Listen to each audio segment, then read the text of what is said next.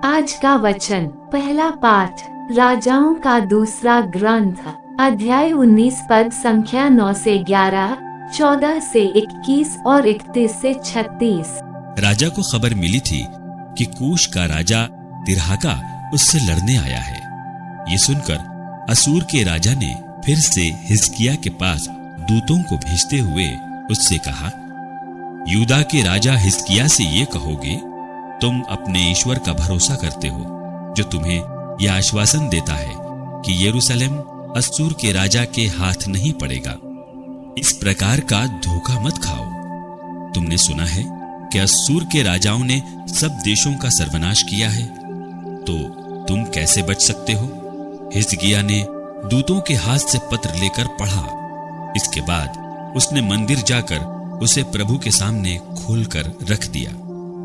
तब हिजकिय्याह ने प्रभु से इस प्रकार प्रार्थना की, प्रभु इस्राएल के ईश्वर, तू केरूबीम पर विराजमान है, तू पृथ्वी पर के सब राज्यों का एकमात्र ईश्वर है।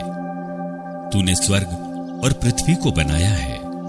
प्रभु तू कान लगाकर सुन, प्रभु तू आंखें खोलकर देख, सनहेरीब के शब्द सुन, जिनके द्वारा उसने जीवंत ईश्वर का अपमान किया है।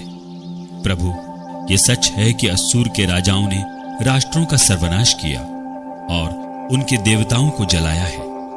वे देवता नहीं, बल्कि मनुष्यों द्वारा निर्मित लकड़ी और पत्थर की मूर्तियां मात्र थे, इसलिए वे उन्हें नष्ट कर सके। प्रभु हमारे ईश्वर, हमें उसके पंजे से छुड़ा, जिससे पृथ्वी भर के राज्य ये जान जाएं कि प्रभु तू ही ईश्वर है। उस समय आमोस के पुत्र ईसायाह ने हिजकिय्याह के पास ये कहला भेजा, प्रभु इस्राएल का ईश्वर ये कहता है, मैंने असूर के राजा सनहेरीब के विषय में तुम्हारी प्रार्थना सुनी है। सनहेरीब के विरुद्ध प्रभु का कहना इस प्रकार है, सियोन की कुमारी पुत्री तुम्हारा तिरस्कार और उपहास करती है। यरूशलेम की पुत्री तुम्हारी पीठ पीछे सिर हिलाती है। यरूशलेम से एक अवशेष निकलेगा और सियोन पर्वत से बचे हुए लोगों का एक दल। विश्वमंडल के प्रभु का अनन्य प्रेम ये कर दिखाएगा। इसलिए असूर के राजा के विषय में प्रभु ये कहता है, वो इस नगर में प्रवेश नहीं करेगा और इस पर एक बाण भी नहीं छोड़ेगा। वो ढाल लेकर उसके पास नहीं फटकेगा और उसकी मोर्चाबंदी नहीं करेगा। वो जिस रास्ते से आया उसी से वापस जाएगा। वो इस नगर में प्रवेश नहीं करेगा।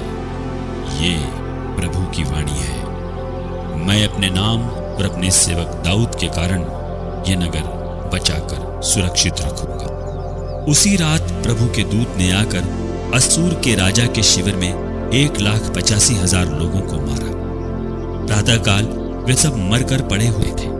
असूर का राजा सनहेरीब शिविर उठाकर अपने देश लौटा और निनिवे में रहा। यह प्रभु की वाणी है। सुसमाचार संत मत्ती अध्याय 7 पद संख्या 6, 12 से 14।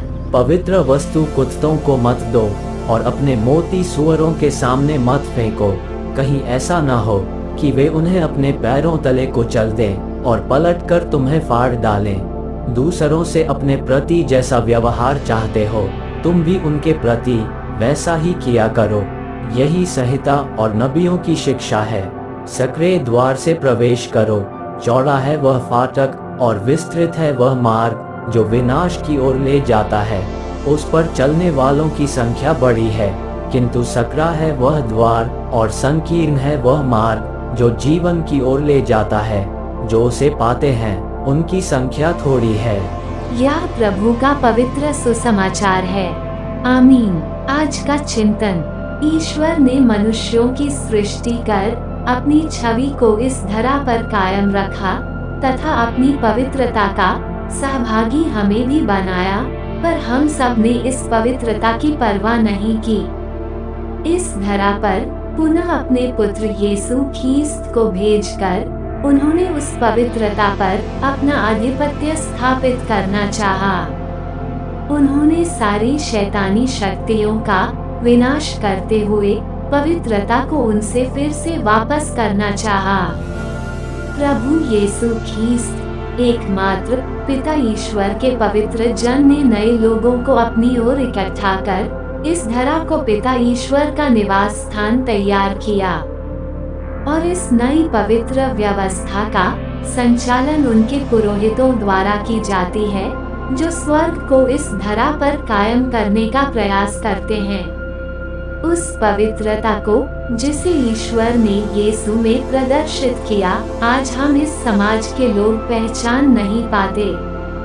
पवित्र संस्कारों की महत्ता और सह मनुष्यों के महत्व को नकार कर हम ईश्वर की पवित्रता को भी नकारते हैं तथा इस धरा के क्रिया कर्मों में लीन रहते हैं। शायद यीशु हमें इसी पवित्रता की याद दिलाते हैं और हमें महत्व देते हैं।